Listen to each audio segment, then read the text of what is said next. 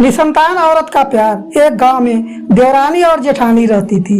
उन दोनों के कोई संतान नहीं थी। इस कारण दोनों ही बहुत दुखी और परेशान रहती थी। संतान प्राप्ति हेतु जो कोई भी उपाय और पूजा पाठ लोग बताते थे वो सब करती थी, परंतु दोनों अभी तक संतान सुख से वंचित थी।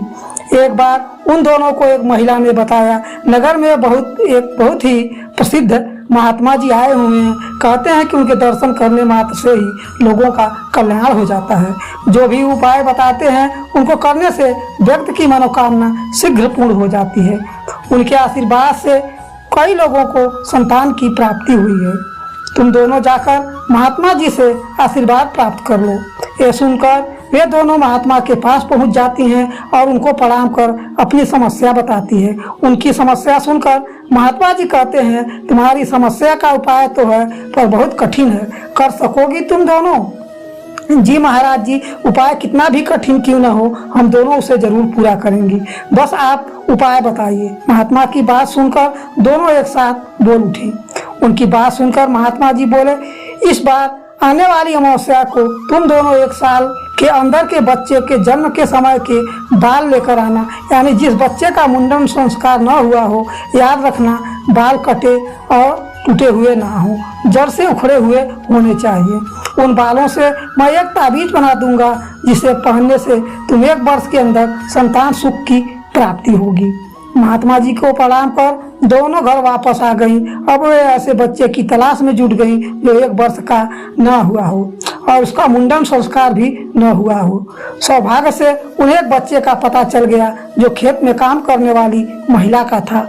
अमावस्या का दिन था तो दोनों खेत जा पहुंची और वहां बैठकर इंतजार करने लगी कि महिला बच्चे के पास से हटे तो वह बच्चे के बाल ले सके। तभी महिला ने बच्चे को दूध पिलाकर चटाई पर लिटा दिया और उसके पास अपनी बड़ी बेटी को बैठाकर खेत में काम करने चली गई। जब दोनों ने देखा कि महिला चली गई है तो बच्चे के पास आई और लड़की को कहा, जाओ खेत में, तुम्हें तुम्हारी माँ बुला रही है, तब तक हम तुम्हारे बच्चे का ध्यान रखेंगे। लड़की चली गई। उसके जाते ही जेठानी ने जल्दी से बच्चे के बाल मुट्ठी में पकड़कर नोच लिया, जिससे बच्चा तड़प उठा और बहुत जोर जोर से रोने लगा।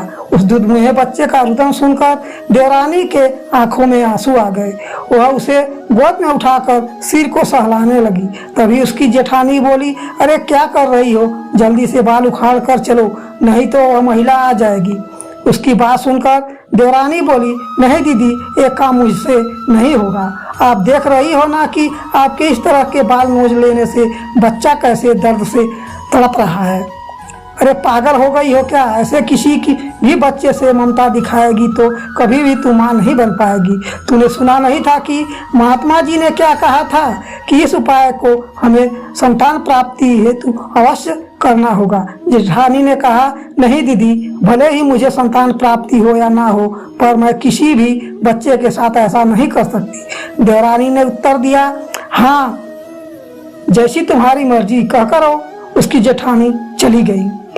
इधर देवरानी बच्चे को चुप कराकर महिला के आने पर उसे सौंप कर घर आई। शाम होते ही दोनों महात्मा के पास पहुंची और प्रणाम किया। महात्मा ने दोनों से पूछा, क्या तुम दोनों बालक के बाल लेकर आई हो? यह सुनकर जेठानी ने तुरंत अपने हाथ में बाल लेकर आगे कर दिए और बोली, जी महात्मा जी, आपके कहे अनुसार मैं बालक के बाल ले आई हूँ। फिर महात्मा ने देवरानी से पूछा तो वह बोली, मुझसे यह काम ना हो सका, मैं अपने स्वार्थ के लिए किसी अबोध बालक को बाल नहीं उखाड़ सकती। जब जेठानी जी ने बच्चे के बाल उखाड़ रही थी तो उसे कितनी पीड़ा हो रही थी जो मुझसे देखी नहीं गई। अब चाहे मुझे संतान सुख की प्राप्ति हो या ना हो, पर मैं घृणित कार्य नहीं कर सकती। महात्मा जी मुस्कुराते हुए बोले, यह तो तुम दोनों की परीक्षा थी जिसमें तुम सफल हुई। जिस स्त्री में हर बच्चे के प्रति ममता और प्यार हो, जो अपने स्वार्थ के लिए किसी और का हित ना करे, मेरा आशीर्वाद उसके साथ है। भगवान तुम्हारी मनोकामना जल्द पूरी करेंगे। वह जेठानी अपना मुंह सा मुंह लेकर चली आई और कुछ दिन बाद देवरानी की इच्छा पूरी हो गई। दोस्तों, अगर यह कहानी आपको पसंद आए तो वीडियो को लाइक, चैनल को सब्सक्राइब और वीडियो को अधिक से अधिक शेयर जरूर करें।